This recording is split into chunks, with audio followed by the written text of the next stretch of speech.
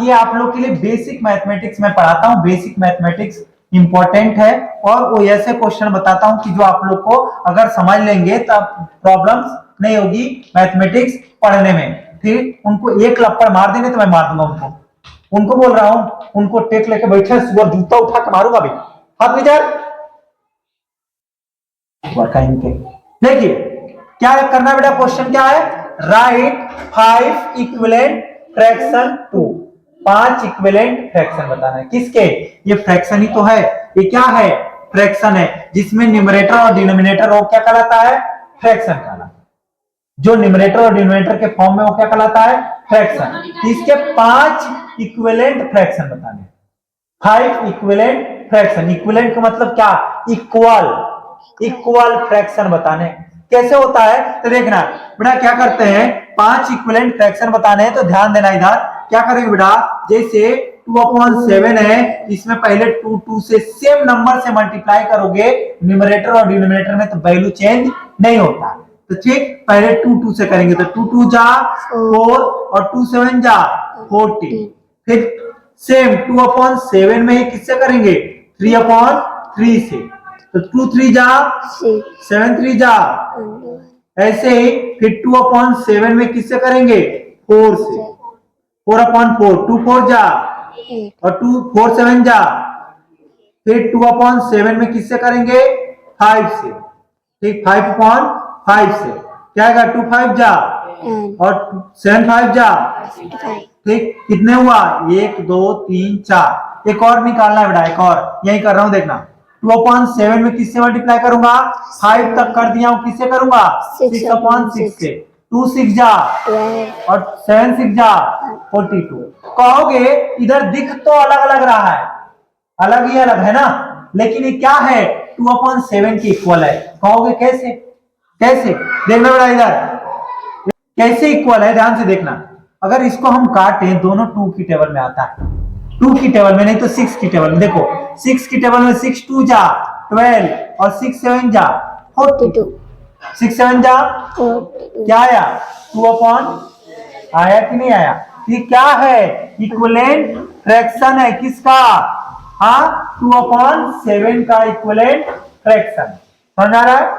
ऐसे ही हमको अब बोला कितना था, 5, तो हम यहाँ पे लिखेंगे डायरेक्ट, क्या लिखेंगे बेटा, यहाँ पे ऐसे लिखते हैं बेटा, ध्यान से देखना, क्या लिखते हैं, 2/7 इक्वल टू 4/, ऐसे लिखते हैं बेटा, ध्यान देना, ये हमारा आंसर है ना, आंसर ऐसे करके लिखना। यहाँ पे क्या लिखोगे, आंसर इक्वल टू क्या लिखोगे, 2/7 कॉमा 4/14 4/14 कॉमा 6/21 6/21 कॉमा क्या था बेटा, 8/28 8/28 कॉमा 10/35 10/35 कॉमा क्या बेटा, 12/42 12/42।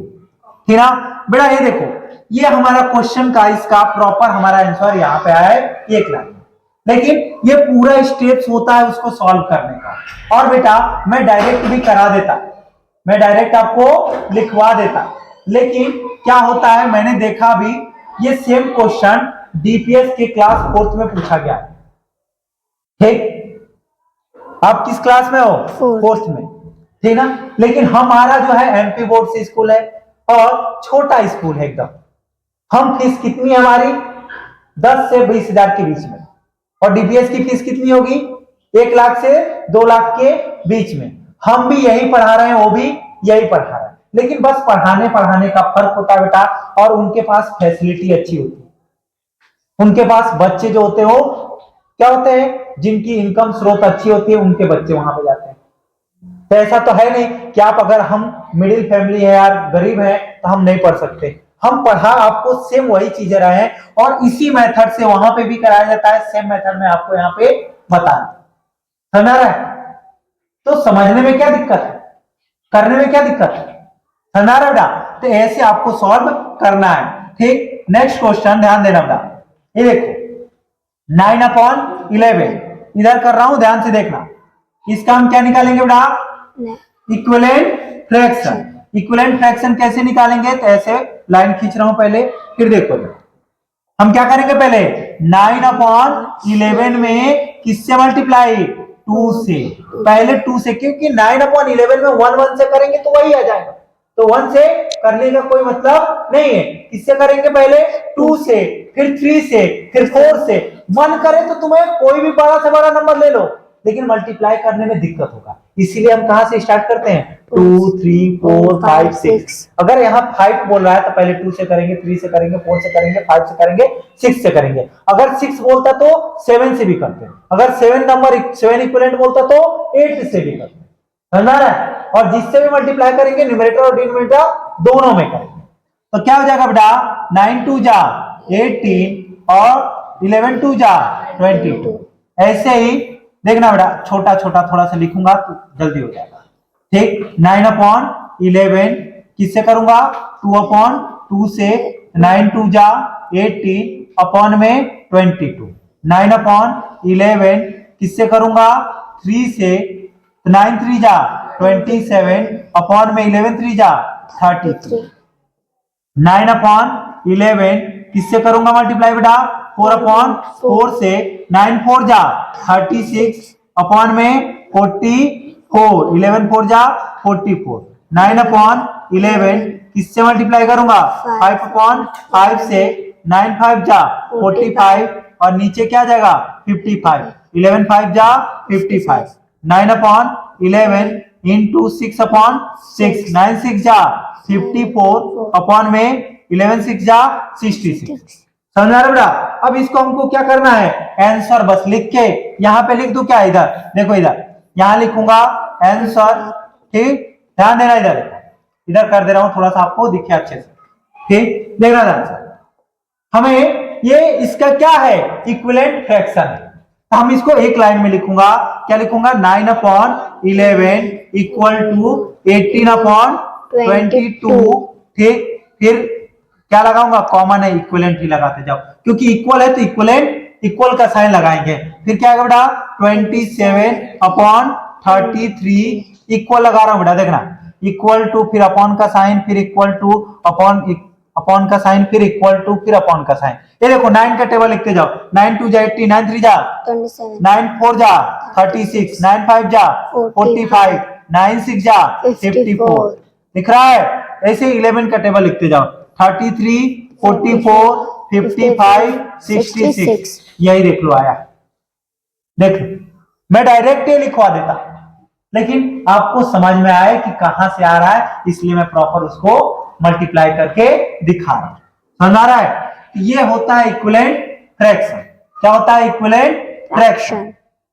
अब अपने को इक्विवेलेंट किस फ्रैक्शन किसका पूछा है, 9/13 और 17/30 का। बेटा 9/13 मैं आपको होमवर्क में दे रहा हूं, मतलब हमको कमेंट में करके फटाफट आंसर दे दो, और 17/30 का मैं आपको बता दे रहा हूं, यहां पे समझ, ठीक, देखो ध्यान से, ठीक, इधर देखो, करेंगे बेटा, पहले क्या करेंगे, मल्टीप्लाई किससे, 17/30 में 2 से, 2/2 क्या आएगा बेटा, 34 अपॉन में 32 जा 60, 3 2 जा 6 होता है, 0 बढ़ा दो, 17/30 में 3/3 से। अब कहोगे 17 का टेबल ही नहीं याद है, इधर देखो, 3 7 जा 21 का 1, 2 कैरी, 3 1 जा 3 और 2 5, और ये देखो 3 3 जा 9, 0 बढ़ा दो, ठीक ना। ये देखो आगे 17/30 इंटू 4/4, 4 7 जा 28 का 8, 2 कैरी, 4 1 जा 4 और 2 6 68, और 4 3 जा 12, 0 बढ़ा दो, 17/30 इंटू 5/5, 17 5 जा होता है 85, और 5 3 जा 15, 0 बढ़ा दो, फिर 17/30 इंटू 6/6, 7 6 जा 42 का 2, 4 कैरी 4, 7 6 1 जा 6 और 4 10, मतलब 17 6 जा 102 अपॉन में 6 3 जा 18, 0 बढ़ा दो, हो गया है, देख लो, ठीक, अब हम डायरेक्ट क्या लिखेंगे, इसके इक्विवेलेंट फ्रैक्शन बताने थे, हम क्या करेंगे बेटा, ध्यान देना इधर। ठीक, देखो क्या लिखूंगा बेटा, 17/30, यहां आंसर लिख के क्या होगा, कॉमा लगा के अपॉन का साइन, कॉमा अपॉन का साइन, कॉमा अपॉन का साइन, कॉमा, ठीक ना। इधर देखो अपॉन का साइन कॉमा लगाते जाओ। 17 एक्चुअली 17 का टेबल होता है पूरा, 17 2 जा 34, 17 3 जा 51, अभी एक लपड़ मारूंगा, 17 4 जा 68, 17 5 जा 85, ठीक, 17 6 जा 102, है ना। फिर नीचे 30 का टेबल, 32 जा 60, 33 जा 90, 13 4 जा 120, 13 5 जा 150, 13 6 जा 180। ये है इक्विवेलेंट फ्रैक्शन, समझ में आ रहा है। ये क्या है, 17/30 का इक्विवेलेंट फ्रैक्शन। क्वेश्चन अगर समझ में आ गया हो तो वीडियो को लाइक, चैनल को सब्सक्राइब कर, शेयर कर देंगे तो और अच्छी बात है। ठीक, धन्यवाद।